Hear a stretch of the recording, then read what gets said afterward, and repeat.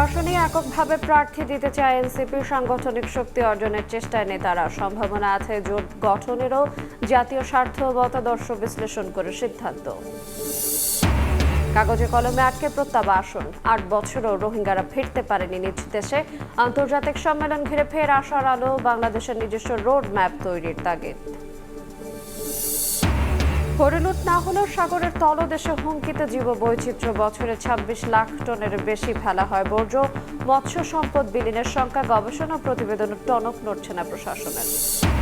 পত্রিকা অফিসে যাওয়ার কথা বলে বাসা থেকে বেরিয়ে নিখোঁজ। একদিন পর সাংবাদিক বিভুরঞ্জন সরকারের লাশ মিলল মুন্সিগঞ্জের মেঘনায়। কারণ খতিয়ে দেখছে পুলিশ। এবং নায়াগ্রা জলপ্রপাত থেকে নিউ ইয়র্ক ফেরার পথে উল্টে যায় পর্যটকবাহী বাস। শিশুসহ নিহত ৫, আহত বেশ কয়েকজন। দ্রুতগতি কারণ ধারণা পুলিশের।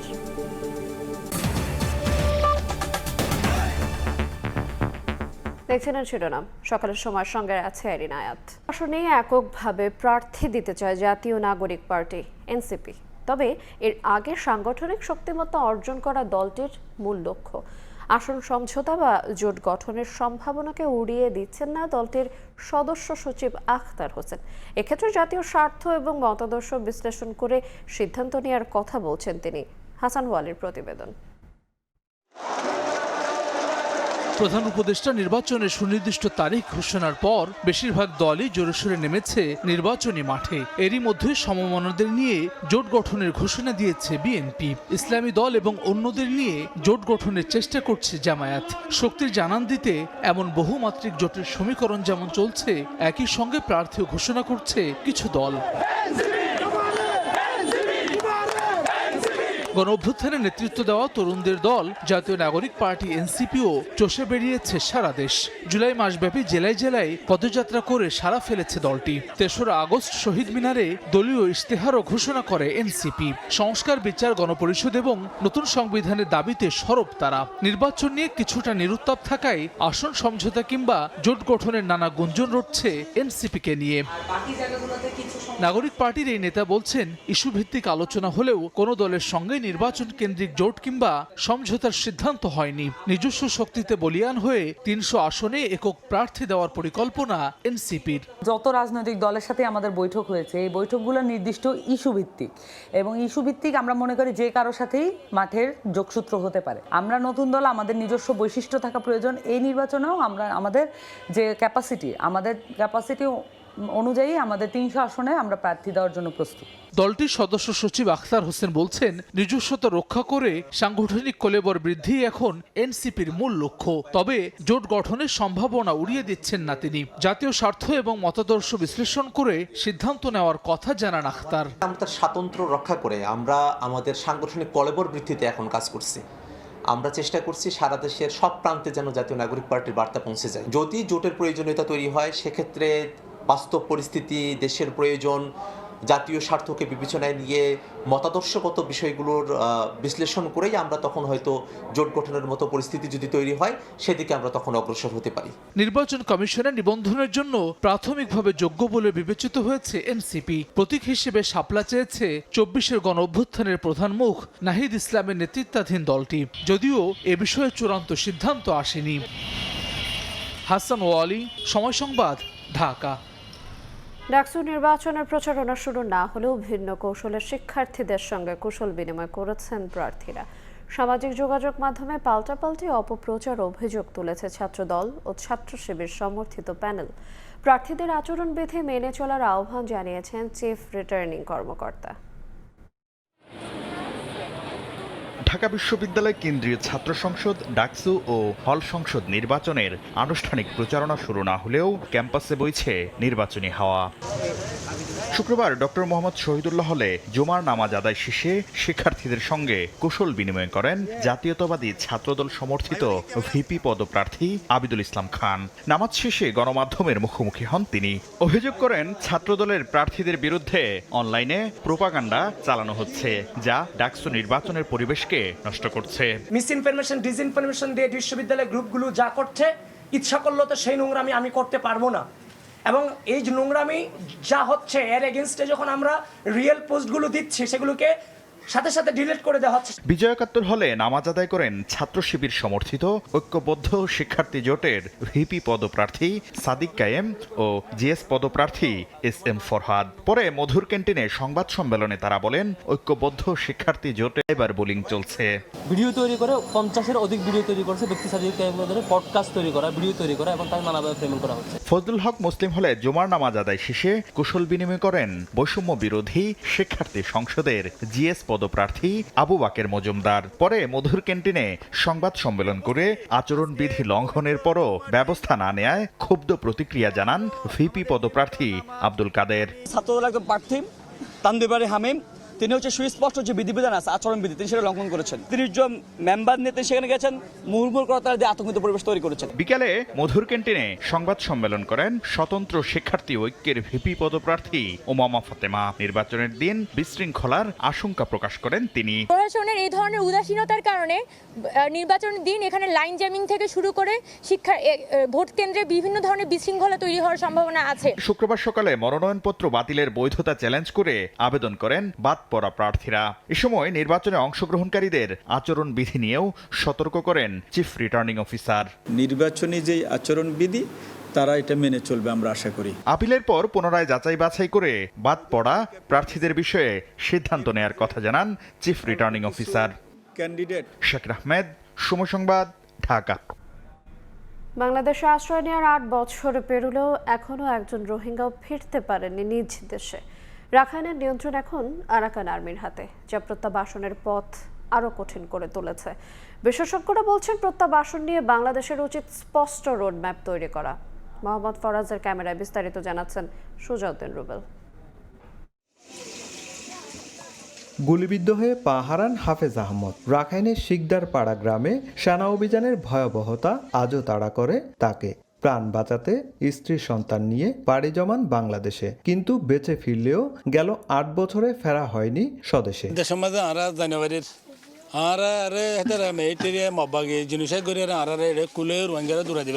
হাফেজ আহমেদের মতো লাখো রোহিঙ্গার আস্থা নেই আর স্বদেশে ফেরা নিয়ে। আরাকান আর্মির নিয়ন্ত্রণাধীন রাখাইনে প্রত্যাবাসন এখন যেন কেবল কাগজে কলমে। বেশি এখন যাই মনে হয় কুফুরের দেশ আল্লাহ রাতে দিনে হাড়ি দেওয়া শান্তি করে দেখালা আর মগ বাগিলা বলে আর এখন এলা খাইছে তো লই যাইব হদ্দি ঠিক আছে কিন্তু হরে রাখিব আর এখন যাইবেলা হন ফান নাই দে বন্ধ। গেল বছর থাইল্যান্ডে বিমস্টেক সম্মেলনে কিছুটা আশার সঞ্চার হয়েছিল। মিয়ানমার 8 লাখ রোহিঙ্গার তালিকা পর্যালোচনা করে 1,80,000 রোহিঙ্গাকে ফেরত নেওয়ার জন্য উপযুক্ত বলে স্বীকার করে, কিন্তু এখন পর্যন্ত নেই বাস্তব কোনো অগ্রগতি। বিশেষজ্ঞরা বলছেন, বাংলাদেশের উচিত এখনই নিজস্ব একটি স্পষ্ট রুটম্যাপ তৈরি করা। আশা করা যায় যে সামনে যে 2টি আন্তর্জাতিক বৈঠক আছে, সেপ্টেম্বরে জাতিসংঘে সাধারণ পরিষদের সাইডলাইনে যে বৈঠকটি হওয়ার কথা, আর আরেকটি হচ্ছে ডিসেম্বরে কাতারের দোহাতে যে আন্তর্জাতিক সম্মেলন, এবং দুটির ক্ষেত্রেই বাংলাদেশ সরকার একটা সমন্বয়ের কাজ করছে। শরণার্থী ত্রাণ ও প্রত্যাবাসন কমিশন বলছে, দিন দিন জটিল হচ্ছে প্রত্যাবাসন, তবে সবকিছুর পরেও প্রচেষ্টা অব্যাহত রয়েছে।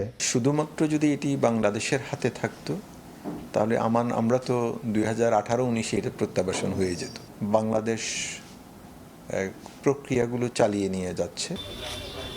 এমন প্রেক্ষাপটে আগামী 24 আগস্ট কক্সবাজারে শুরু হচ্ছে আন্তর্জাতিক রোহিঙ্গা সম্মেলন, চলবে 26 আগস্ট পর্যন্ত। সম্মেলনে যোগ দিবেন প্রধান উপদেষ্টা অধ্যাপক মোহাম্মদ ইউনুস। বাংলাদেশ মিয়ানমার সীমান্তের খুব কাছে হয়েও দেশছোয়া থেকে বঞ্চিত এই অসহায় জনগোষ্ঠী প্রতিদিনই বাঁচার সংগ্রাম চালিয়ে যাচ্ছে। বিশ্বের সর্ববৃহৎ আশ্রয় শিবির উখিয়ার কুতুপালং থেকে সুজাউদ্দিন রুবেল, সময় সংবাদ, কক্সবাজার। নিখোঁজের একদিন পর সাংবাদিক বিভু রঞ্জন সরকারের মরদেহ মিলল মুন্সিগঞ্জের মেঘনা নদীতে। লাশ উদ্ধার করে জেনারেল হাসপাতাল মর্গে নেওয়া হলে পরিচয় শনাক্ত করে তার পরিবার, তবে এখনও মৃত্যুর কারণ জানাতে পারেনি পুলিশ। শুক্রবার দুপুরে মুন্সিগঞ্জের গজারিয়ার মেঘনা নদীর চরবলাকি এলাকায় ভাসমান লাশ দেখে 999-এ ফোন দেন এলাকাবাসী। খবর পেয়ে মরদেহ উদ্ধার করে মুন্সিগঞ্জ জেনারেল হাসপাতালের মর্গে পাঠায় পুলিশ। চেহারা দেখে নিখোঁজ সাংবাদিক ভিবুরঞ্জন সরকারের মরদেহ বলে পুলিশের সন্দেহ হলে ছবি পাঠানো হয় ঢাকার রমনা থানায়। সেখান থেকে খবর পেয়ে রাতেই মুন্সিগঞ্জ জেনারেল হাসপাতালের মর্গে গিয়ে পরিচয় শনাক্ত করেন ভিবুরঞ্জন সরকারের পরিবার। স্বজনরা জানান বৃহস্পতিবার সকালে পত্রিকা অফিসে যাওয়ার কথা বলে বাসা থেকে বের হয়ে নিখোঁজ হন তিনি। কোথাও সন্ধান না পেয়ে ওই রাতেই রমনা থানায় সাধারণ ডায়েরি করেন। কোনো ধারণাই দেয়নি। বাসায় কালকে সকালে স্নান করেছে, যে টাইমে করে নাস্তা করেছে, ইনসুলিনটা পর্যন্ত নিয়ে বের হয়েছিল। কোন চিন্তা থেকে কি করছে এটা আসলে সত্যিকার অর্থে আমরা কেউই জানি না। আইন শৃঙ্খলা রক্ষাকারী বাহিনী, বিভিন্ন এজেন্সি তারা দেখুক। সাংবাদিকরা বিভিন্ন সময় হুমকি এবং হামলা এবং মামলা সহ বিভিন্নভাবে নির্যাতিত হয়। তার মৃত্যুটা আসলে স্বাভাবিক মৃত্যু বলে আমাদের কাছে মনে হচ্ছে না। পুলিশ বলছে মৃত্যুর সঠিক কারণ এখনো নির্ণয় করা যায়নি। বিষয়টি নিয়ে এরই মধ্যে তদন্ত শুরু হয়েছে। ত্রুতল প্রতিবেদনে আমরা বাহ্যিকভাবে এমন কোনো চিহ্ন পাই নাই, কিন্তু পোস্টমর্টম রিপোর্টে ডাক্তার সাহেব তার রিপোর্ট দিবেন। পরবর্তী আইনগত ব্যবস্থা গ্রহণ করা হবে। সাংবাদিক ভিবুরঞ্জন সরকার 5 দশক ধরে বিভিন্ন গণমাধ্যমে সাংবাদিকতা করেন। সবশেষ দৈনিক আজকের পত্রিকার জ্যেষ্ঠ সহকারী সম্পাদক পদে কর্মরত ছিলেন। নাসির উদ্দিন উজ্জ্বল, সময় সংবাদ, মুন্সিগঞ্জ। দেশের প্রাকৃতিক সম্পদ দিন দিন ক্ষতিগ্রস্ত হলেও নিষ্ক্রিয় ভূমিকায় সংশ্লিষ্ট মন্ত্রণালয়গুলো। সম্পদ রক্ষায় আইনি পর্যাপ্ত ক্ষমতা দেয়া থাকলেও নেই তার প্রয়োগ। সম্প্রতি সিলেটের সাদা পাথর হরিলুটের ঘটনা সামনে এলেও আড়ালেই রয়ে যাচ্ছে বঙ্গোপসাগরের জীববৈচিত্র্য ক্ষতিগ্রস্ত হওয়ার ঘটনা। এ নিয়ে সংবাদ ও গবেষণা প্রতিবেদন প্রকাশ হলেও টনক নড়ছে না কারো। আসিফ মাহমুদ সিয়ামের রিপোর্ট। প্রকৃতির অপার সৌন্দর্যে ঘেরা সিলেটের ভোলাগঞ্জের সাদা পাথর এলাকা। ভারতের মেঘালয় থেকে ঝর্ণার স্রোতে দেশের ধলাই নদে এসে পৌঁছায় এই খনিজ সম্পদ, যা দেখতে প্রতি বছর সিলেটে ভিড় জমান লাখো পর্যটক। কিন্তু সম্প্রতি পাথর লুটের ঘটনায় হুমকির মুখে এই পর্যটন খাত। সিলেটের পাথর লুটের ঘটনা সামনে এলে সবার কপালে চিন্তার ভাঁজ পড়ে প্রাণীজ সম্পদের বিশাল আধার বঙ্গোপসাগর নিয়ে। হরিলুট না হলেও সাগরের তলদেশে ক্রমেই বিলীন হচ্ছে এর জীববৈচিত্র্য। বেসরকারি সংস্থা এসডোর 2023 সালের গবেষণা মতে বঙ্গোপসাগরে প্রতি বছর প্রায় 26,37,000 টন বর্জ্য ফেলা হচ্ছে। এতে নদী ও সাগরের মৎস্য সম্পদ বিলীনের আশঙ্কা গবেষকদের। আমরা এখানে পলিথিন ফেলে, বর্জ্য ফেলে যদি নদীর নিচটা ভরাট করে ফেলি, তখন মাছ তার জায়গা চেঞ্জ করবে, জীববৈচিত্র্য হারিয়ে যাচ্ছে, আমাদের ব্যবসা হারিয়ে যাচ্ছে। আমরা যেভাবে পলিথিন ফেলছি, একসময় হয়তো আমাদের মৎস্য সম্পদ, আমাদের যে প্রাকৃতিক সম্পদ, এই সম্পদগুলো একসময় হারিয়ে যাবে। চলতি বছর কক্সবাজারের 120 কিলোমিটার এলাকায় গবেষণা চালায় বাংলাদেশ ওশানোগ্রাফিক রিসার্চ ইনস্টিটিউট। গবেষণায় মাছের ফুলকা ও পরিপাকতন্ত্রে মাইক্রোপ্লাস্টিকের কণা পায় তারা, যা মানবদেহের জন্য মারাত্মক ক্ষতিকারক বলে মন্তব্য গবেষকদের। এই পরিস্থিতি নিয়ন্ত্রণে সরকারি কর্মকর্তাদের জবাবদিহির আওতায় এনে আইনানুগ ব্যবস্থা নেয়ার পরামর্শ সাবেক পরিবেশ অধিদপ্তর কর্মকর্তার। পলিথিন নদীতে যাচ্ছে, এগুলি ক্ষুদ্র ক্ষুদ্র কণায় ভেঙে মাছ কিন্তু এগুলি খায় এবং মাছের মাধ্যমে আমাদের শরীরে চলে আসছে। এটা অত্যন্ত ক্ষতিকর আমাদের স্বাস্থ্যের জন্য। আইনগতভাবে যেই ডিপার্টমেন্টের উপরে যে দায়িত্ব, সেই দায়িত্ব তারা পালন করলেই এটা আমরা সংরক্ষণ করতে সম্ভব হবে। বাংলাদেশ পরিবেশ সংরক্ষণ আইন 2010-এ পরিবেশ রক্ষায় দায়িত্বশীলদের দ্রুত গতিতে ব্যবস্থা নেওয়ার নির্দেশ দেওয়া হয়েছে। এই আইনে যে কোনো পদক্ষেপ নেওয়ার ক্ষমতা দেওয়া হয়েছে কর্মকর্তাদের। আসিফ মোহাম্মদ সিয়াম, সময় সংবাদ, ঢাকা। মডেল টাউনে 10 তলা আবাসিক ভবনের 7ম তলায় মধ্যরাতে লাগে আগুন। ফায়ার সার্ভিসের 2টি ইউনিটের চেষ্টায় নিয়ন্ত্রণে আসে সেই আগুন। রাত 2টায় খবর পেয়ে ঘটনাস্থলে যায় ফায়ার সার্ভিসের সদস্যরা। 45 মিনিটের নিয়ন্ত্রণে আসে সেই আগুন। দ্রুত বেশ কয়েকজনকে উদ্ধার করা হয়, তবে কেউ হতাহত হয়নি। কেরানীগঞ্জ ফায়ার সার্ভিসের senior station officer Hasanul Alam জানান, আগুনের সূত্রপাত সম্পর্কে নিশ্চিত হওয়া যায়নি। এলাকাবাসী বলছে বৈদ্যুতিক গোলযোগের কারণে এসি বিস্ফোরণ থেকে আগুনের সূত্রপাত। কারণ এসি ছাড়তে গেছি, টিপ দিচ্ছি, হঠাৎ করে এসির ভিতরে আগুনের ফুলকি জ্বলে উঠছে। এখন ভয় পেয়ে বাইরে এসে মেন লাইন সব অফ করছে, ঘরে ফ্ল্যাটের যেটা অফ করার পর তাও দেখে আগুন জ্বলতেছে। এখন সবাই বলছে বের হয়ে যেতে। বাড়িওয়ালা কয়েকবার কমপ্লেন জানাইছে যে এসিটা সমস্যা, তোমরা এসিটা ঠিক করো। তো এসিটা গরিব মুসিরা অন্য করে চালায়, আজকে এসিটা বাস্ট হয়ে ওইখান থেকে আগুনটা সূত্রপাত করছে। অগ্নি নিরাপত্তা ব্যবস্থা তেমন কিছু নাই। আমরা আসার পর তো আগুন শর্ট সার্কিট এবং এসি কোনোটাই দেখি না। আমরা জাস্ট দেখতে পাচ্ছি যে ভবনের ভিতরে 7 তলায় ডান পাশের একটা সেকশনে আগুন। এখান থেকে আমরা আগুন নির্বাপন করতে সক্ষম, এবং কি থেকে আগুন লাগছে এখন আমরা নির্বাপন করতে সক্ষম হইনি। চিকনগুনিয়ার প্রকোপের জন্য চট্টগ্রাম নগরের 20টি এলাকা হটস্পট হিসেবে চিহ্নিত করা হয়েছে। সে সঙ্গে 5টি এলাকা অতি ঝুঁকিপূর্ণ হিসেবে ধরা হয়েছে। চিকনগুনিয়ায় আক্রান্ত 70% রোগী এসব এলাকার বাসিন্দা। মশক নিধন সহ প্রয়োজনীয় ব্যবস্থা নিতে সিটি কর্পোরেশনকে চিঠি দিয়েছে সিভিল সার্জন। পার্থপ্রতিম বিশ্বাসের রিপোর্ট। চট্টগ্রামে প্রতিনিয়ত বাড়ছে চিকনগুনিয়ায় আক্রান্ত রোগীর সংখ্যা। উপসর্গ নিয়ে কেউ রক্ত পরীক্ষা করলেই পাওয়া যাচ্ছে এ ভাইরাসের অস্তিত্ব। এমন পরিস্থিতিতে নগরের 20টি এলাকায় সবচেয়ে বেশি চিকনগুনিয়া রোগী শনাক্ত হওয়ার তথ্য উঠে এসেছে সিভিল সার্জন কার্যালয়ের জরিপে। আক্রান্ত রোগীদের মধ্যে 70% এসব এলাকার বাসিন্দা। এজন্য এলাকাগুলোকে চিকনগুনিয়ার হটস্পট হিসেবে চিহ্নিত করা হয়েছে। এর মধ্যে হালিশহর, আগ্রাবাদ, বন্দর, সদরঘাট, ডবলমুরিং এলাকাকে অতি ঝুঁকিপূর্ণ এলাকা হিসেবে চিহ্নিত করা হয়েছে। এরই মধ্যে দ্রুত প্রয়োজনীয় ব্যবস্থা নিতে চট্টগ্রাম সিটি কর্পোরেশনকে চিঠি দিয়েছে সিভিল সার্জন। এন্টোমোলজিস্টের পক্ষ থেকে আমরা গবেষণা করেছি, জরিপ চালিয়েছি। আমরা জরিপের মধ্যে এই এলাকাগুলো হটস্পট, এই এলাকাগুলোকে উচ্চ ঝুঁকিপূর্ণ এলাকা হিসেবে আমরা চিহ্নিত করেছি।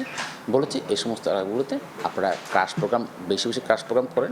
এমন পরিস্থিতিতে আতঙ্কিত নগরবাসী। মশক নিধন কার্যক্রম আরো জোরালো করার আহ্বান তাদের। জ্বর, কাশি এবং হাতের মধ্যে লাল লাল হয়ে গেছে। সবারই হচ্ছে, এটা নিয়ে তো আতঙ্কিত। খুব খারাপ ছিল, তো ভালো ছিল না। আমি শিশু হসপিটালে ছিলাম। চিকুনগুনিয়া যেহেতু বেড়ে গেছে, অবশ্যই মশা ওষুধ মারা খুবই জরুরি। সিটি মেয়র বলছেন, নতুন মশার ওষুধ দিয়ে প্রতিটি ওয়ার্ডে মশক নিধন কার্যক্রম চলছে। আমাদের এই রিসার্চটা চলছে, তারা আমাকে রিসার্চ পেপারটা সাবমিট করবে। ওই সাবমিশনের প্রেক্ষিতে আমরা আসলে ব্যাপক আকারে একটা ভালো উদ্যোগ নিতে পারবো, যেটা উদ্যোগ নিলে হয়তো আগামী বছর এর প্রকোপটা কমে আসবে। রোগতত্ত্ব, রোগ নিয়ন্ত্রণ ও গবেষণা ইনস্টিটিউটের এক গবেষণায় মশার ঘনত্বের সর্বোচ্চ অস্তিত্ব মিলেছে চট্টগ্রাম নগরের আগ্রাবাদে 134.62%। পার্থপ্রতিম বিশ্বাস, সময় সংবাদ, চট্টগ্রাম। সকালের সময় আরও থাকছে।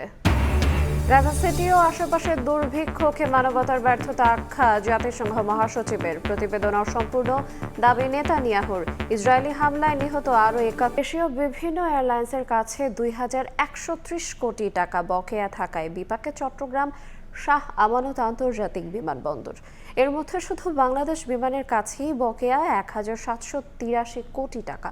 বন্ধ হয়ে যাওয়া রিজেন্ট এয়ার, জিএমজি এবং ইউনাইটেড এয়ারলাইন্সের কাছে আটকে আছে আরও 337 কোটি টাকা।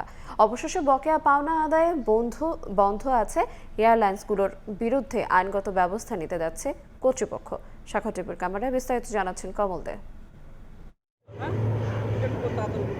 শাহ আমানত বিমানবন্দরের তথ্য অনুযায়ী অভ্যন্তরীণ ও আন্তর্জাতিক যাত্রী পরিবহনে নিয়োজিত 7টি বিমান সংস্থার মধ্যে 6টির কাছে 354 কোটি টাকা মূল বিল, 93 কোটি টাকা ভ্যাট ছাড়াও 1682 কোটি টাকা সারচার্জ সহ মোট বকেয়া 2130 কোটি টাকা।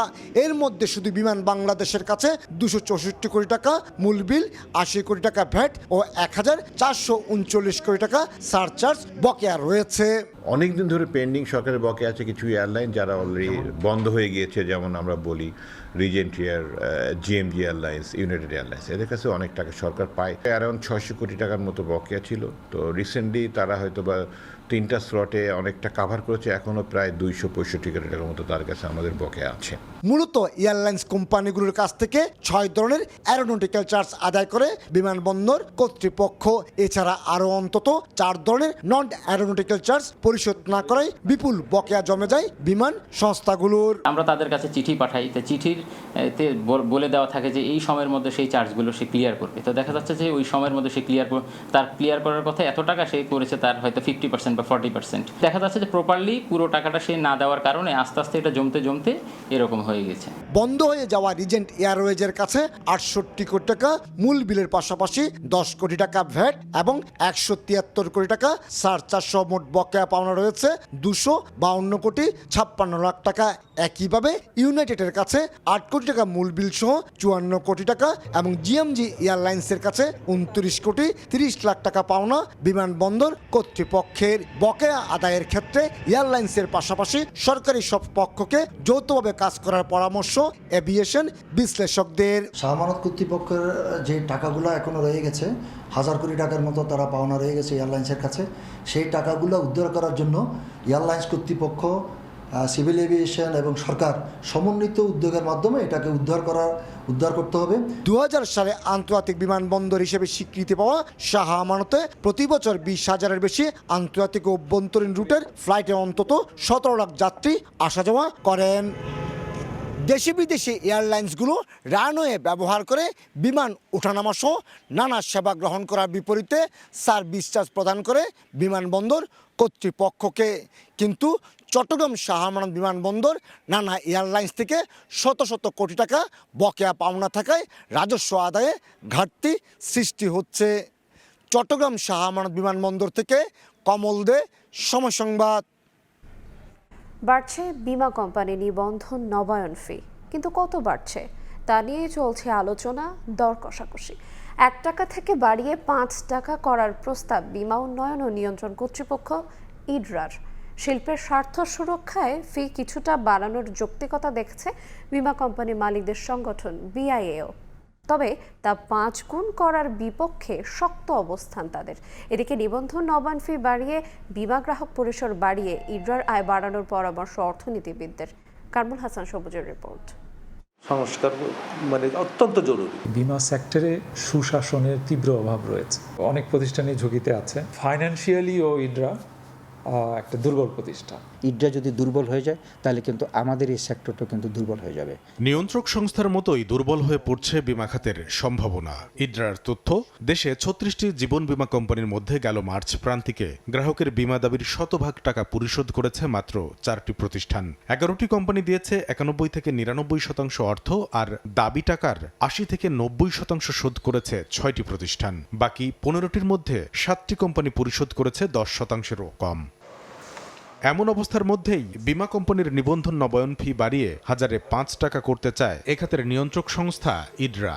ইডরার পক্ষে কোনো রকমে বেতন ভাতা দিতে পারছি, কোনো রকমে একটা অফিস রান করতে পারছি। আর্থিক সচ্ছল হওয়ার জন্য আমরা নিবন্ধন নবায়ন ফি বর্তমানে আছে 100 টাকায় 10 পয়সা, এটাকে 100 টাকায় 50 পয়সা করার জন্য প্রস্তাব দিয়েছি। প্রস্তাবের পক্ষে যুক্তিও রয়েছে সংস্থাটির। জনবল ও দক্ষতার ঘাটতি দূর করে ডিজিটাল সেবা নিশ্চিত করা, নজরদারি বাড়ানো, অ্যাকচুরিয়াল ও ইন্স্যুরেন্স ম্যানেজমেন্ট ইনস্টিটিউট স্থাপন ও পরিচালনায় দরকারি ব্যয় বহন করতে চায় নিজেরাই। আমাকে 50 পয়সা যদি দেওয়া হয় 100 টাকায়, তাহলে সব ব্যয় নির্বাহ করতে পারবো। বিমা খাতের দুর্বলতা কাটাতে নিবন্ধন নবায়ন ফি কিছুটা বাড়ানোর যৌক্তিকতা দেখছে এ খাতের কোম্পানিগুলোর মালিকদের সংগঠন বাংলাদেশ ইন্স্যুরেন্স অ্যাসোসিয়েশনও। তবে তো অবশ্যই 5 টাকা নয়। তারা এখন আমাদেরকে বর্তমানে যেই টাকাটা চার্জ করতেছেন, এটা আমাদের জন্য অত্যন্ত বোঝা, এটা আমাদের পক্ষে আসলে দেওয়া সম্ভব হবে না। আবার ইডরাকে যদি আমরা বাঁচিয়ে না রাখি, ইডরা যদি দুর্বল হয়ে যায়, যারা অনৈতিক কর্মকাণ্ড করে তারা কিন্তু এই সময়ের ফাঁকে কিন্তু দেখবেন যে অনেক কিছু একটা টাকা নিয়ে তারা কিন্তু আজকে পালিয়ে যাবে। তাহলে কত হতে যাচ্ছে বিমা নিবন্ধন নবায়ন ফি? দুপক্ষই এই প্রশ্নের উত্তর মেলাতে চায় আলোচনার টেবিলে। কিভাবে কি করা যেতে পারে এটা আমরা খুব শীঘ্রই বসে আমরা একটা ওভারকাম করবো। কোনো কিছুই তো পাথরে খোদিত নয়। আমরা 50 পয়সা চেয়েছি, বর্তমানে 10 পয়সা আছে, আগে 35 পয়সা ছিল। নিবন্ধন ফি যেন গ্রাহকের ঘাড়ে বাড়তি বোঝা না চাপায় তা বিবেচনায় রাখার পরামর্শ অর্থনীতিবিদদের। হরাইজন্টালি এটা এক্সপানশন করতে হবে, মানুষ আরও যেন এখানে আসে। কিন্তু আপনি যদি নিবন্ধন ফিটা বাড়িয়ে দেন তাহলে তো মানুষ আসবে না, কম আসবে। ব্যাংক, শেয়ার বাজারে বড় ধরনের সংস্কার কার্যক্রম হাতে নেওয়া হলেও অনেকটাই যেন উপেক্ষিত বিমা খাত, এমন পর্যবেক্ষণ শিল্প সংশ্লিষ্টদের। কামরুল হাসান সবুজ, সময় সংবাদ, ঢাকা। সময় ধরে পানিতে ডুবে আছে রাঙামাটির ঝুলন্ত সেতু। এ কারণে প্রতি বর্ষায় কমে যায় পর্যটকের সংখ্যাও। এতে নেতিবাচক প্রভাব পড়ে পর্যটন ব্যবসায়। জেলার পর্যটন শিল্প বাঁচাতে আরেকটি নতুন সেতু নির্মাণের পরিকল্পনার কথা জানিয়েছে পার্বত্য জেলা পরিষদ। হেফাজত সবুজের পাঠানো তথ্য ও রাজীব দাসমুন্নার ছবি নিয়ে রিপোর্ট। রাঙামাটি পর্যটন শিল্পের আইকন কাপ্তাই হ্রদের ঝুলন্ত সেতু ডুবে আছে 1 মাসেরও বেশি সময় ধরে। চলাচলে দেয়া হয়েছে নিষেধাজ্ঞা। পর্যটকের পদচারণায় মুখর স্থানটি এখন প্রায় নিস্তব্ধ। ঝুলন্ত সেতু ডুবে যাওয়ায় প্রভাব পড়েছে জেলার পর্যটন খাতের ওপর। পর্যটক না থাকায় বোটগুলো বেঁধে রাখা হয়েছে ঘাটে। আবাসিক হোটেলে নেই তেমন বুকিং। অলস সময় কাটাচ্ছেন ব্যবসায়ীরা। 20-30টা বুট ভাড়া হইতো, এখন ডুবে যাওয়াতে এখন টুরিস্ট আসতেছে না এবং ভাড়া হচ্ছে না। বীজ ডোবার কারণে আমরা একদম বেচা বিক্রি নাই, টুরিস্ট কম। আমরা বহুত কষ্টে আছি এখন। এসে দেখতেছি সেটা কি ডুবানো। দেখতে আসবো কি, দেখাবো কি, আর মানুষ দেখবে কি, আনন্দ করবে কোথায়। কর্তৃপক্ষ এটা সংস্কারের বিষয় নিয়ে কোনো উদ্যোগ নিয়েছে বলে আমরা এই মুহূর্তে পর্যন্ত জানি না। রাঙামাটির এই পর্যটন শিল্পকে বাঁচাতে এই ঝুলন্ত সেতুর কিছু একটা ওনারা যাতে করেন। প্রতি বছর বর্ষা মৌসুমে এমন অবস্থা হলেও এতদিন নেওয়া হয়নি কোনো ব্যবস্থা। তবে নতুন করে সেতুটি পুনর্নির্মাণের আশ্বাস দিয়েছে কর্তৃপক্ষ। মন্ত্রণালয়ের অনুমোদন নিয়ে এই ঝুলন্ত সেতুকে পুনর্নির্মাণ করা, যাতে বর্ষায় এটা ক্ষতিগ্রস্ত হতে না পারে এবং সারা বছর যাতে আমাদের টুরিস্টরা যাতে এই ঝুলন্ত সেতু উপভোগ করতে পারে। রাঙামাটি শহরের তবলছড়ি এলাকায় দুই পাহাড়কে যুক্ত করতে 1986 সালে 335 ফুটের দৈর্ঘ্যের ঝুলন্ত সেতু নির্মাণ করে পর্যটন কর্পোরেশন। সময় সংবাদ, রাঙামাটি।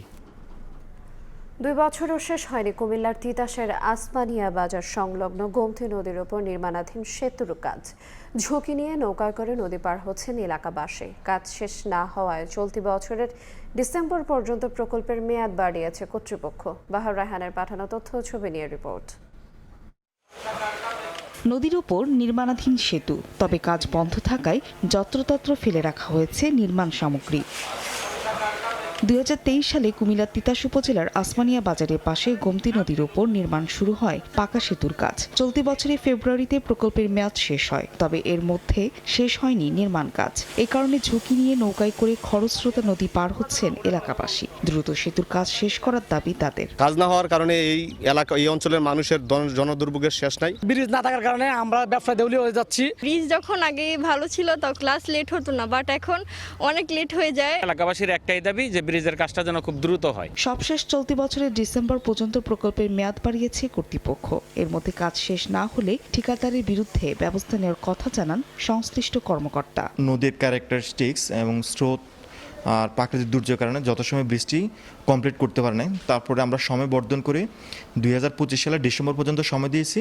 এর মধ্যে বৃষ্টি কমপ্লিট করতে হবে। কমপ্লিট যদি না করে তাহলে আমরা ঠিকাদারের বিরুদ্ধে অ্যাকশন নিতে বাধ্য থাকব। সেতুটি নির্মাণে ব্যয় ধরা হয়েছে 10 কোটি টাকা। সময় সংবাদ, কুমিল্লা।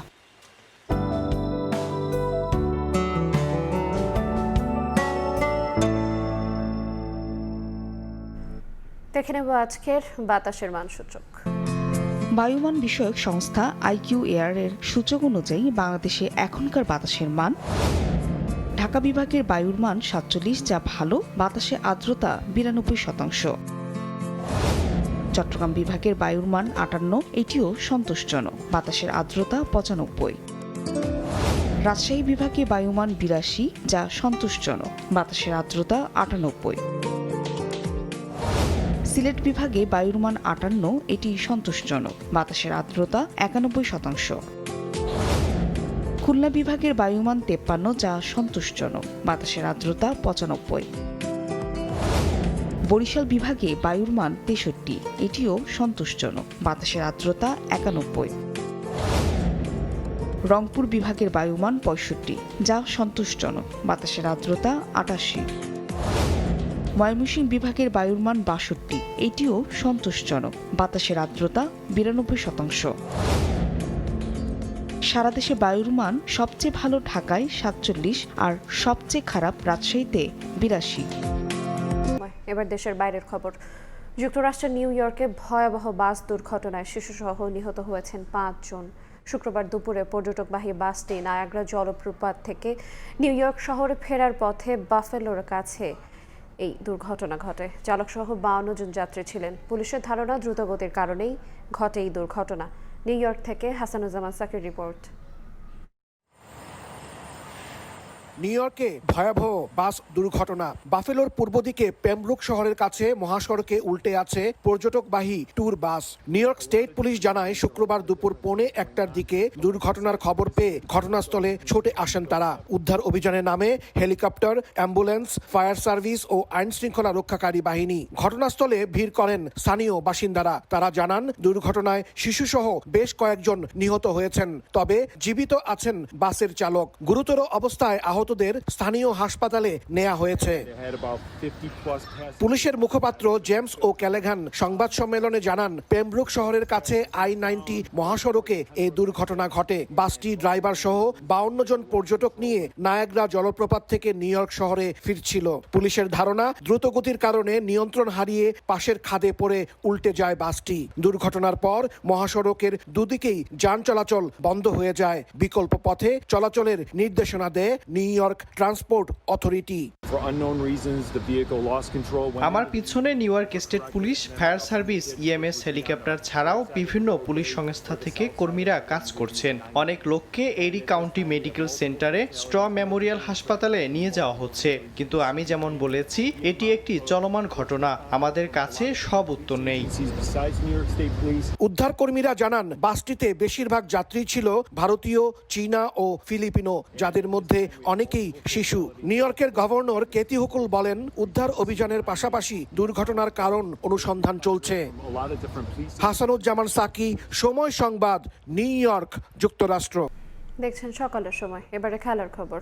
চমক রেখে এশিয়া কাপের দল ঘোষণা করল বিসিবি। দীর্ঘদিন পর ফিরেছেন নুরুল হাসান সোহান ও সাইফ হাসান। বাদ পড়েছেন নাজমুল হোসেন শান্ত ও নাইম শেখ। 4 জনের স্ট্যান্ড বাই তালিকায় রাখা হয়েছে মেহেদী হাসান মিরাজ ও সৌম্য সরকারকে।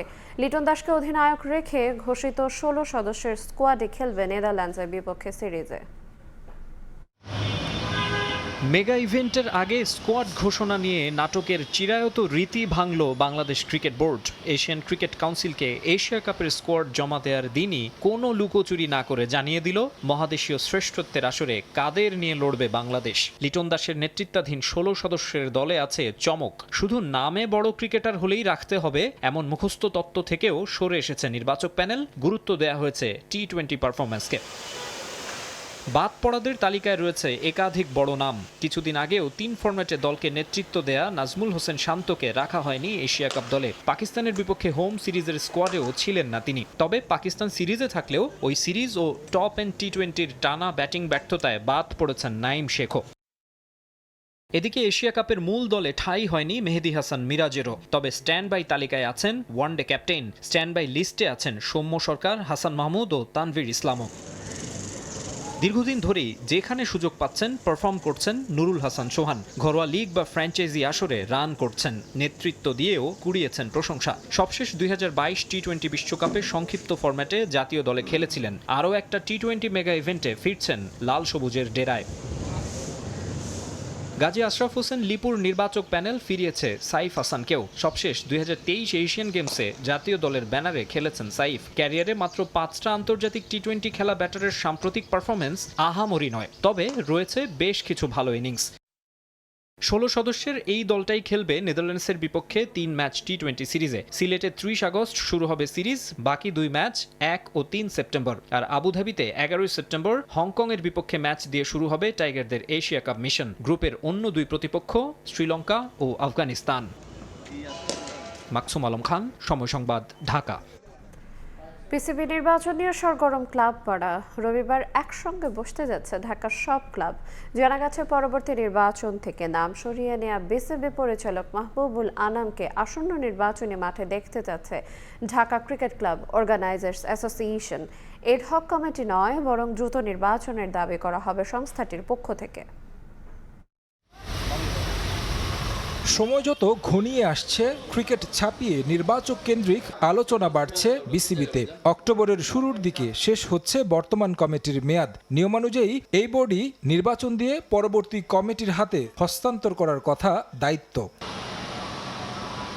জাতীয় দলের ব্যস্ততা এশিয়া কাপের প্রস্তুতি নিয়ে। এ দল এখন অস্ট্রেলিয়ায় আছে নারী বিশ্বকাপ প্রস্তুতি চলমান অনূর্ধ্ব 19 বিশ্বকাপের। এর মাঝেই বিসিবিকে কাজ করতে হবে নির্বাচন নিয়ে। যদিও এখন পর্যন্ত বোর্ডের তোড়জোড় দেখা না গেলেও নির্বাচনে সম্ভাব্য প্রার্থী হবেন যারা, তারা চালিয়ে যাচ্ছেন কার্যক্রম। কাউন্সিলরদের সঙ্গে নিয়মিত রাখছেন যোগাযোগ। প্যানেল গঠনে বিভিন্ন পক্ষ কাজ করছেন অংশীজনদের সঙ্গে।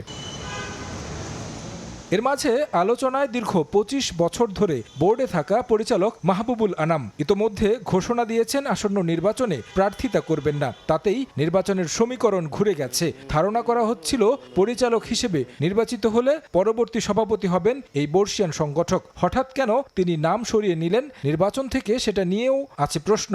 কোনো চাপের কারণে কি এই সিদ্ধান্ত নিয়েছেন? বিসিবিতে মাহবুবুল আনাম অধ্যায় একেবারে শেষ বলার সুযোগ নেই। জানা গেছে তাকে কেন্দ্র করে তৈরি হয়েছে নতুন মোড়, এক হয়েছে ক্লাবগুলো। রোববার Dhaka cricket club organisers association বসতে যাচ্ছে একসঙ্গে, যেখান থেকে সম্মিলিতভাবে অনুরোধ করা হবে মাহবুবুল আনামকে নির্বাচনে অংশ নেয়ার।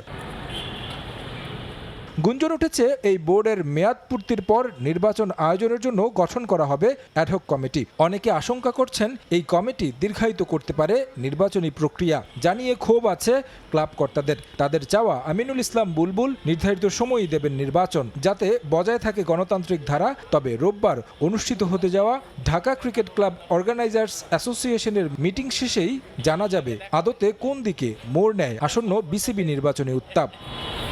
তারেক হাসান শিমুল, সময় সংবাদ, ঢাকা। ভরা মৌসুমে চড়া ইলিশের দাম আসছে না সাধারণ মানুষের নাগালে। খুচরা বিক্রেতা ও আড়তদারদের দাবি, জেলেরা পর্যাপ্ত মাছ না পাওয়ায় বাজারে সরবরাহ কম, তাই উচ্চ মূল্যে কিনতে বাধ্য হচ্ছেন ক্রেতা। বিশেষজ্ঞরা বলছেন পানি দূষণ ও অসময়ে ধরার কারণেই কমছে ইলিশের প্রজনন, কমছে বাজারে সরবরাহ। অন্তরাসনের রিপোর্ট। আমাদের দ্বারা সম্ভব না এত দাম দিয়ে ইলিশ মাছ খাওয়া। এত দাম দিয়ে সাধারণ মানুষ খাওয়ার মতো সম্ভব হয়? ইলিশের দাম সবসময়ই চওড়া, কমতে আমি দেখি না এর মধ্যে। ভরা মৌসুমেও ইলিশের আকাশ ছোঁয়া দামে এভাবেই ক্ষোভ প্রকাশ করেন ক্রেতারা। অনেকটা তিক্ত অভিজ্ঞতায় সুস্বাদু এই মাছ না কিনেই ফিরে যান বাজারে আসা অনেক ক্রেতা। গেল বছর যে ওজনের ইলিশের দাম ছিল 1500 থেকে 1600 টাকা, এবার সেই মাছ বিক্রি হচ্ছে 2500 থেকে 3000 টাকায়। 1 কেজিরও কম ওজনের মাছ 2300 টাকা কেজি কিনতে হচ্ছে। খুলনা থেকে এখানে দামের ডিফারেন্স কমপক্ষে 4 থেকে 450 টাকা পার কেজি। বেশ দরদাম করে 2300 টাকা দিয়ে 900 গ্রামের এক পিস ইলিশ কিনেছেন এই ক্রেতা। 2220 টাকা দিয়ে কেনা এই মাছের সব খরচ বাদ দিয়ে বিক্রেতার লাভ মাত্র 50 টাকা। এমন দাবি করে খুচরা ব্যবসায়ী বলছেন দাম বাড়তির বাজারে বেচা বিক্রিতেও মন্দায় পড়েছেন তারা। আমরা তো মাছ বিছে পাই না, বলে দাম দিয়ে কিনে আনছি। আরো দেখলে আমরাও মাছটা কম পাই। ব্যবসা দামের জন্য খারাপ, যে দাম কম তো ব্যবসা ভালো হইতো। বর্ষা মৌসুমেও কেন চড়া ইলিশের দাম? কারওয়ান বাজারের আড়তদাররা জানান পর্যাপ্ত মাছ মিলছে না জেলেদের জালে, তাই চাহিদা মতো যোগান না থাকায় বেশিরভাগ ভোক্তার নাগালে আসছে না ইলিশের দাম। নদীতে মাছ না, এই জন্য দাম একটু বেশি। 1 কেজি 1200-1300 গ্রাম, এটা 2400 টাকা কেজি। 1.5 কেজি 2700-2800। 1 কেজি এটা হলো আমরা 2200 টাকা কেজি। অরিজিনালটা নদীরটা পাইকারি, সব পাইকারি। নদীতে না থাকলে পাবে করতে গিয়ে আমাকে যখন অভিযানটা দেয় ওই টাইমে মন করে 12 তলার মাছ ধরে নিয়ে যায়। আমরা তো লক্ষ লক্ষ কোটি কোটি টাকা দাদন দিয়েছি, মাছ পাইতেছি না। কিন্তু যেই বর্তমানে 10 লাখ 15 লাখ টাকার মাছ বেশি, 4 লাখ 5 লাখ টাকার মাছ বেশি। বিশেষজ্ঞরা বলছেন একদিকে দূষণ, অন্যদিকে ইলিশ ধরার সঠিক সময় নির্ধারণে ভুলের কারণেই কমছে রূপালী এই মাছের প্রজনন। তাই প্রত্যাশা মতো ধরা পড়ছে না জেলেদের জালে, বাজারে কমছে না দাম। পানি দূষণ হচ্ছে, পাশাপাশি হচ্ছে উষ্ণ মৌসুমে নদীগুলোতে, উজানের নদীগুলোতে পানির পরিমাণ কম, ফিশ ব্যারিং পিরিয়ডেও মাছ ধরার সুযোগ থেকে যাচ্ছে। এই কারণগুলোই হচ্ছে ওদের প্রজননের জন্য একটা বড় প্রতিবন্ধকতা। দেশে ইলিশের উৎপাদন সংকট কাটাতে ভারত ও বাংলাদেশে একই সময়ে নিষেধাজ্ঞা দেওয়ার দাবি মৎস্য বিশেষজ্ঞদের। অন্তরাসেন, সময় সংবাদ, ঢাকা। ক্রেতা ও পর্যটক আকর্ষণে চাঁদপুরে নির্মাণ হতে যাচ্ছে আধুনিক মৎস্য অবতরণ কেন্দ্র। 3তলা ভবনটি নির্মাণ করা হবে প্রায় 40 একর জায়গা জুড়ে, যেখানে মাছ বেচা কেনার জায়গা ছাড়াও থাকবে গবেষণার ও উন্নত মানের রেস্তোরাঁ। ক্রেতা ও পর্যটকদের আরও আকৃষ্ট করতেই এমন উদ্যোগ নিয়েছে সরকার। নামুল ইসলাম নীরবের ছবিতে ফারুক আহমেদের রিপোর্ট। প্রতিদিন স্থানীয় ক্রেতাদের পাশাপাশি জেলার বাইরের অনেক পাইকার ও খুচরা ক্রেতারা মাছ কিনতে ভিড় করেন চাঁদপুরে। তাদের প্রধান আকর্ষণ এখানকার ইলিশ। তবে অবকাঠামো ও অন্যান্য সুবিধা না থাকায় বিপাকে পড়তে হয় ক্রেতাদের। বাইরের ক্রেতা ও পর্যটকদের আকর্ষণের জন্য এবার আধুনিক মৎস্য অবতরণ কেন্দ্র নির্মাণ করতে যাচ্ছে সরকার, যেখানে থাকবে মাছ কেনা বেচার জায়গা, সংরক্ষণের জন্য হিমাগার, লিলাম শেড, মিনি ডকইয়ার্ড, নদী পাড়ে পন্টুনের পাশাপাশি মাছ হিমায়িতকরণ ও প্যাকেজিং এর সুবিধা। তার সঙ্গে থাকবে গবেষণাগার, মৎস্যভিত্তিক কর্পোরেট বিভিন্ন অফিস, ব্যাংক ও রেস্তোরাঁ। 40 একর জায়গায় 3 তলা জুড়ে থাকবে এইসব সুবিধা। পরিবেশটা যদি আরেকটু সুন্দর হতো, আমার মনে হয় আরেকটু ভালো হতো। আশা করি সামনে সব ধরনের সামুদ্রিক মাছ এখানে পাওয়া যাবে। সরকারের এই উদ্যোগকে স্বাগত জানালেও অতিরিক্ত করারোপ না করার আহ্বান মৎস্য ব্যবসায়ীর। আরো জায়গা আছে এই পাশে, ওইখানে যদি করে তাইলে আমরা হয়তো ওইটা কমপ্লিট হইলে ওইখানে যাইতে পারবো, কিন্তু তার বিনিময়ে কোনো চার্জ লাগলে পারবো না। এই উদ্যোগে সব পক্ষের স্বার্থ রক্ষা করা হবে বলে জানান জেলা প্রশাসক। এখানে একটা ভালো বিপণন সেন্টার হোক, এটা হলো একটা। দ্বিতীয় আরেকটা হলো যে এই প্রকল্পের সাথে আমরা এখানে একটা ইলিশ রিসার্চ সেন্টারের প্রপোজাল দিয়েছি। জেলা প্রশাসনের তথ্য মতে আগামী 3 বছরে নতুন এই কেন্দ্রটির নির্মাণ কাজ শেষ হবে। ব্যয় ধরা হয়েছে 50 কোটি টাকা। ফারুক আহমদ, সময় সংবাদ, চাঁদপুর।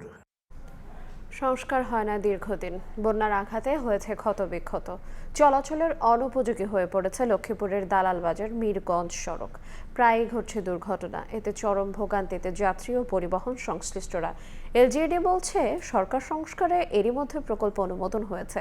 মাঝারুল আনোয়ার টিপুর রিপোর্ট।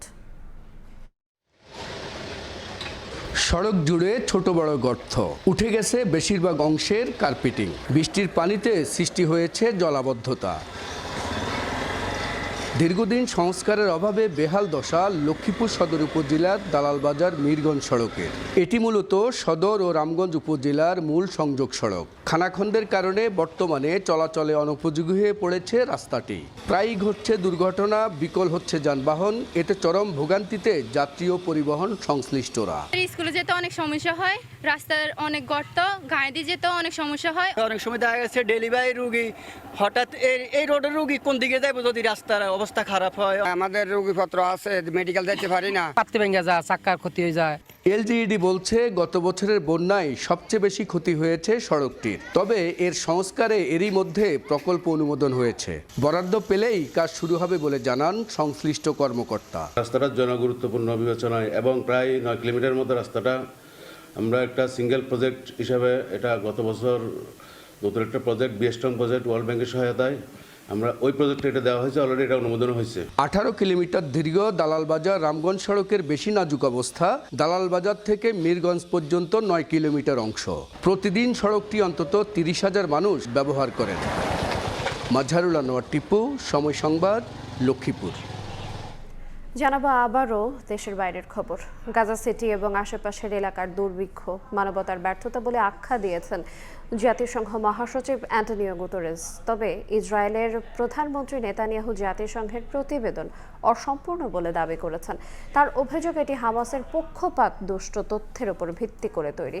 এদিকে গত 24 ঘন্টায় ইসরায়েলি হামলায় অন্তত 71 জন ফিলিস্তিনি নিহত হয়েছেন, আরও 2 জন মারা গেছেন অনাহারে। এদিকে ফিলিস্তিনিদের সমর্থনে ইয়েমেনের রাজধানী সানায় বিক্ষোভ হয়েছে। গাজা সিটির বাজারগুলোতে খাদ্য ও প্রয়োজনীয় সামগ্রীর তীব্র সংকট। দুধ ও শিশু খাদ্য প্রায় শূন্য। খাদ্য ও পুষ্টির অভাব নিয়েই দিন যাপন করছে শত শত পরিবার। বাজারে মাংসের কোনো চিহ্ন নেই। প্রায় 4-5 মাস ধরে একেবারেই পাওয়া যাচ্ছে না। ডিম নেই, দুধ নেই, পুষ্টি সম্পূরক বাজারেও নেই। এগুলো সবই মৌলিক, যা মানুষের শরীরের জন্য অপরিহার্য। যেটুকু খাবার বাজারে পাওয়া যাচ্ছে তার দামও নাগালের বাইরে হওয়ায় হতাশ স্থানীয়রা। ময়দা সামান্য পরিমাণে পাওয়া যায়, তবে দাম এত বেশি যে কেউ কিনতে পারবে না। আজ ময়দার প্রতি কেজি দাম 150 শেকেল। আমার মাথার উপর ছাদি নেই, ময়দা কিভাবে কিনবো? রান্নার তেল সহ অন্যান্য মৌলিক জিনিসও সাধারণ মানুষ কিনতে পারছে না। জাতিসংঘের বিবৃতি বলছে দুর্ভিক্ষ শুরু হয়েছে গাজায়। এই দুর্ভিক্ষকে মানবতার ব্যর্থতা বলে আখ্যা দিয়েছেন জাতিসংঘ মহাসচিব আন্তোনিও গুতেরেস। জাতিসংঘের বৈশ্বিক ক্ষুধা মনিটর আইপিসি জানায় গাজার প্রায় 5,14,000 মানুষ দুর্ভিক্ষের শিকার। সেপ্টেম্বরের শেষ পর্যন্ত সংখ্যা বেড়ে 6,41,000 ছড়াবে। তবে ইসরায়েলের প্রধানমন্ত্রী বিনিয়ামিন নেতানিয়াহু এই প্রতিবেদনের সত্যতা অস্বীকার করেছেন। তার দাবি, আইপিসির রিপোর্ট হামাসের সরবরাহকৃত তথ্যের ভিত্তিতে তৈরি, যা অসম্পূর্ণ। এই রিপোর্ট পক্ষপাত দুষ্ট ও ভুল বলে দাবি করেন তিনি। এদিকে একদিনে ইসরায়েলি হামলায় গাজায় অর্ধশতাধিক ফিলিস্তিনি নিহত হয়েছেন আর অনাহারে মারা গেছেন 2 জন। স্বাস্থ্য মন্ত্রণালয় জানায়, ক্ষুধা ও পুষ্টিহীনতার কারণে শিশু ও কিশোরদের মৃত্যুহার উল্লেখযোগ্যভাবে বেড়েছে। এর মধ্যেই পশ্চিম তীরে অভিযান চালাচ্ছে ইসরায়েলি সেনারা। নতুন করে অঞ্চলটি থেকে 90 ফিলিস্তিনিকে গ্রেফতার করা হয়েছে। গাজার পরিস্থিতি আন্তর্জাতিকভাবেও ক্ষোভ তৈরি করেছে। ইয়েমেনের রাজধানী সানায় হাজার হাজার মানুষ রাস্তায় নেমে ইসরায়েলি আগ্রাসনের বিরুদ্ধে বিক্ষোভ করেছেন। তারা যুক্তরাষ্ট্রকে সরাসরি দায়ী করে বলেন, ওয়াশিংটনের মদদ ছাড়া এই গণহত্যা সম্ভব হতো না। অবিলম্বে যুদ্ধবিরতি ও গাজায় মানবিক সাহায্যের অবাধ প্রবেশের দাবি জানায় বিক্ষোভকারীরা। সাদিয়া তাসনিম, সময় সংবাদ। এ পর্যায়ে শীর্ষ সংবাদগুলো জানিয়ে দেব আরেকবার। 300 আসনে এককভাবে প্রার্থী দিতে চায় এনসিপি। সাংগঠনিক শক্তি অর্জনের চেষ্টায় নেতারা। সম্ভাবনা আছে জোট গঠনের। জাতীয় স্বার্থ মতাদর্শ বিশ্লেষণ করে সিদ্ধান্ত। কাগজে কলমে আটকে প্রত্যাবাসন, 8 বছরও রোহিঙ্গারা ফিরতে পারেনি নিজ দেশে। আন্তর্জাতিক সম্মেলন ঘিরে ফের আশার আলো। বাংলাদেশের নিজস্ব রোড ম্যাপ তৈরির তাগিদ। এবং হরিলুট না হলেও সাগরের তলদেশে হুমকিতে জীববৈচিত্র্য। বছরে 26 লাখ টনের বেশি ফেলা হয় বর্জ্য। মৎস্য সম্পদ বিলীনের সংখ্যা। গবেষণা প্রতিবেদনের টনক নড়ছে না প্রশাসনের। এই ছিল সকালের সময়। সঙ্গে থাকুন সময়ের।